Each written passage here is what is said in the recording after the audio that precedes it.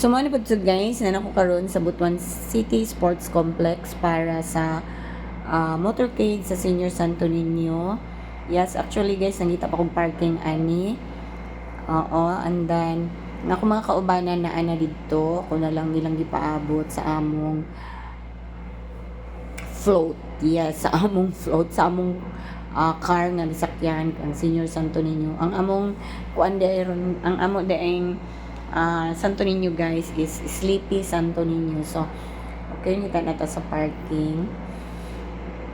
Karon nag-start na ang motorcade guys. So, gigutom si auntie, nagkaon-kaon lang sa, okay. Kaon-kaon lang sa si auntie, kay gigutom, OMG. Yes guys. Oh. So, mana siya guys nga every kuan gid na siya every 2 days before mag-fiesta si Senior Santo Niño na ay motorcade. And then ang devotee gid ani actually guys ang among isa ka kaubanan nga si Doktora Jonah Humawan. So mao na siya guys. So actually 7 years na siya nga devotee ani. So ako pang 5 years ko pa lang ni nga pag-apil. Actually team me guys, team lalak. Okay kana. Isa na siya sa kaubanan. Team lalak mi nga mga members sa running community, and then ga-support pod mi anak ang doktora mo na siya kasi doktora ang devotee gyud kami gauban-uban lang ni sa iya. Na siya. Oh, dagkan kay ni guys as in grabe kataas kaayo sa ni apil aning nga kuan motorcade as in. Oh, ana lang siya guys. Mag kuan sunod-sunod lang mi. So actually kaming tanan gyud ani guys, uno mi ka buok napay duha sa sulod, ang driver ang isa mahitupad sa driver, bali uno mi ka buok team lalak. So kanang team lalak guys sa amo man ang ngalan sa among running group. Yes, Butuan Runners Club mi pero na ami team, so team lalak ang among team. So pati sa mga inaani nga mga okasyon guys magtinabangay sab mi, and then pag about yun sa Ginoo, yes, tabang jud guys kay mag-support jud mi sa among friend, kay actually pareho man mi Katoliko, so magsinuportahan jud mi. Kana pong among mga kalo guys, amo gid nang gigastusan, amo nang gipayat. Actually kanang akong kalo 5 years na pod na siya guys since nga nag-apil-apil ko. Yeah. Kana naagid mi nana permente basta mo apil mi guys, naagyud mi sinulog nga kalo. Na guys, sa Butuan City raman mi ani galibot-libot guys. Init na siya pero yes, kakayanin tungod lang sa atong Santo Niño, sa atong baby Jesus. O nagpayong-payong na si doktora kay init na jud guys. Tas si auntie dito nagkuan li batch ka-chika lang kay ngano guys, last year naging ani pod mi among ingon nga magpalit mig candy para ipanglabay sa kilid, kay na may uban ani nga nag-apil guys na ilang ipang nang labay gid sila candy, and then ang uban nang labay og coins. Kapi last year mo na among gyud nauna nga magpalit pod mi og candies. Amod guys, nakalipot na sad mi, amo na lang po na remember pag start na ng pod sa motorcade. Grabe siya, uy. Sige ra mig kalimot as in. Next year po hindi na gyud na namo malimtan, ako ra bay gi-assign ana guys. Unta ako nang ma-remember og ila po nang ipa-remember sa ako. My God. Sige ra jud mig kalimot. So man ni mga gores na manggod uy. Charis. Yes guys. Oh. Bueno, actually si Doktora Jonah Humawan, she's a dentist guys. Wala gid siya nagpuyo sa sentro sa Butuan City. or sa Libertad, Libertad man na kuan pwesto ang simbahan sa Senior Santo Niño. So sila ra gyud ang magpiesta didto. Si Dr. Jonas, lahi siya na barangay.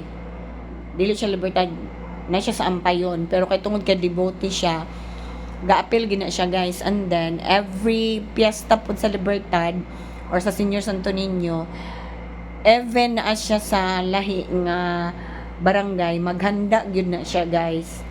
Yes, because tungod kay iya mang kuan man siya, devotee man siya sa Senior Santo Niño, sumo na siya.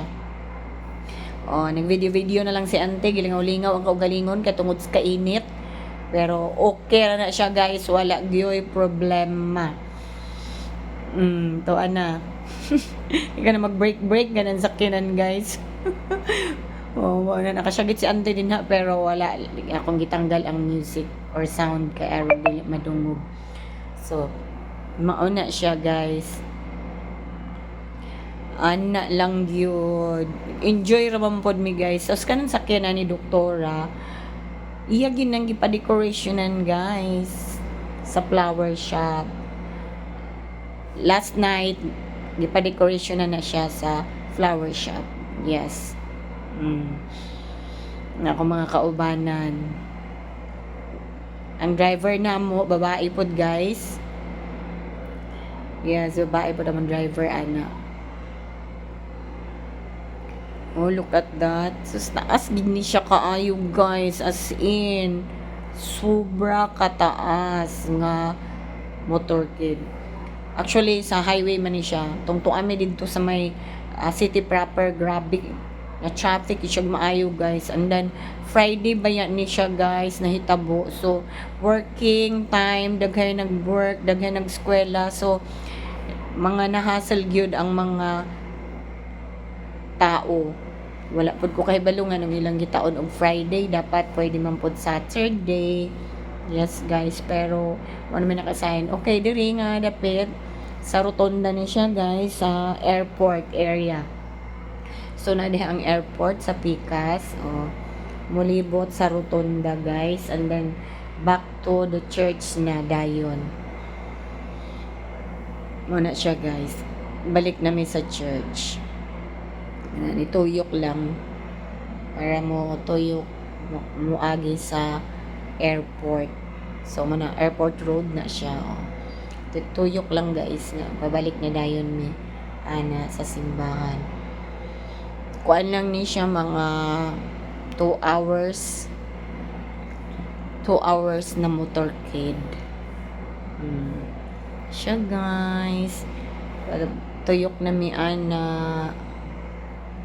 Going back to the church na dayon mi. Kana sila tanan guys, mga nangapil na as in, grabe jud kadaghan. Ngapil na sila tanan.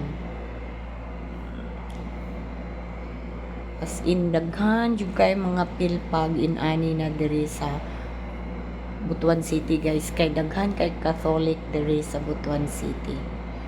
Yes, so daghan kay devotees. Siya guys. Actually, duol na mi ani sa simbahan. Ang uban guys, mga napatuyok pa lang na sila. As in, patuyok pa lang na sila. Kami, pabalik na pod mi sa church. Sila dito, matuyok pa lang na sila dito guys. Masaka pa na, matuyok pa na sila sa may airport. Kami heading to simbahan nami guys. So guys, happy lang kaayo kay until now, maayo gihapon namong lawas para lang permanente lang para makaservisyo mi sa Senior Santo Niño muna. Magampo gyud na perminti guys, maayo lang perminti ang atong lawas. Mangayo tang pasaylo sa Ginoo every time nga makasala ta or even wala tay sala, pero di man siguro guys pwede nga dili ta makasala sa huna-huna, sa pulong ug sa buhat. So maura to guys, Bye-bye, mama. Chup, chup.